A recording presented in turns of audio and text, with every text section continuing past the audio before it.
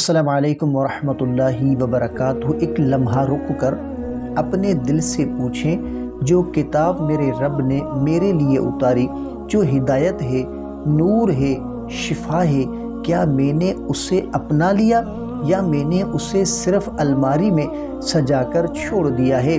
ہم میں سے کتنے لوگ ہیں جو قرآن کو چومتے تو ہیں لیکن اس پر عمل نہیں کرتے، جو اس کی تعویذ کے طور پر رکھتے ہیں لیکن زندگی کا قانون نہیں بناتے۔ سوال یہ ہے کہ قرآن کو چھوڑنے والے کی سزا کیا ہے؟ تو آئیں عشق قرآن کی روشنی میں اس کو سمجھتے ہیں۔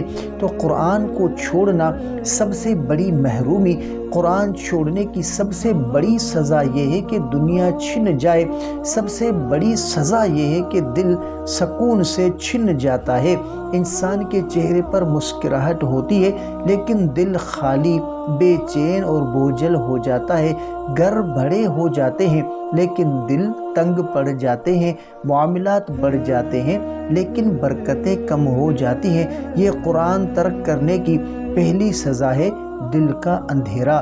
قیامت کے دن نبی کریم صلی اللہ علیہ وآلہ وسلم کی شکایت قرآن خود بتاتا ہے کہ قیامت کے دن نبی کریم صلی اللہ علیہ وآلہ وسلم کہیں گے، اے میرے رب، میری قوم نے اس قرآن کو چھوڑ دیا تھا۔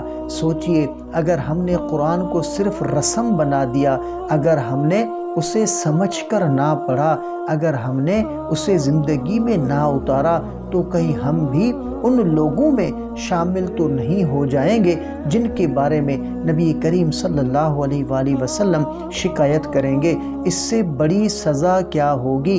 جب قرآن چھوڑا جاتا ہے تو گھر سے رحمت اٹھنے لگتی ہے، رشتوں میں سختی آتی ہے، سینہ تنگ ہو جاتا ہے، گناہ آسان ہو جاتے ہیں، نیکی مشکل لگتی ہے، انسان کو ہر چیز ملتی ہے بس دل کا سکون نہیں ملتا۔ یہ وہ سزا ہے جو نظر نہیں آتی لیکن اندر سے انسان کو توڑ دیتی ہے۔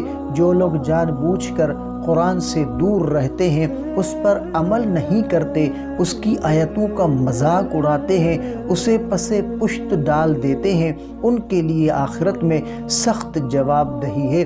قرآن رہنمائی بن سکتا ہے لیکن ہم نے اسے بند کتاب بنا دیا، یہی سب سے بڑی خسارے کی بات ہے۔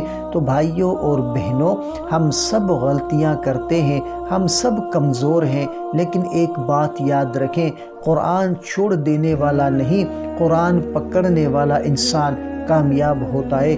آج سے ایک عہد کریں کہ روز کم از کم چند آیات پڑھوں گا، سمجھ کر پڑھوں گا، اس پر عمل کرنے کی کوشش کروں گا، اپنے بچوں کو قرآن سے جوڑوں گا، اپنے گھر کو قرآن کا گھر بنا دوں گا، کیونکہ جس گھروں میں قرآن گونجتا ہے وہاں شیطان نہیں رہتا، وہاں اندھیرا نہیں رہتا، وہاں تقدیر سنورتی ہے اور سب سے بڑھ کر اللہ راضی ہو جاتا ہے۔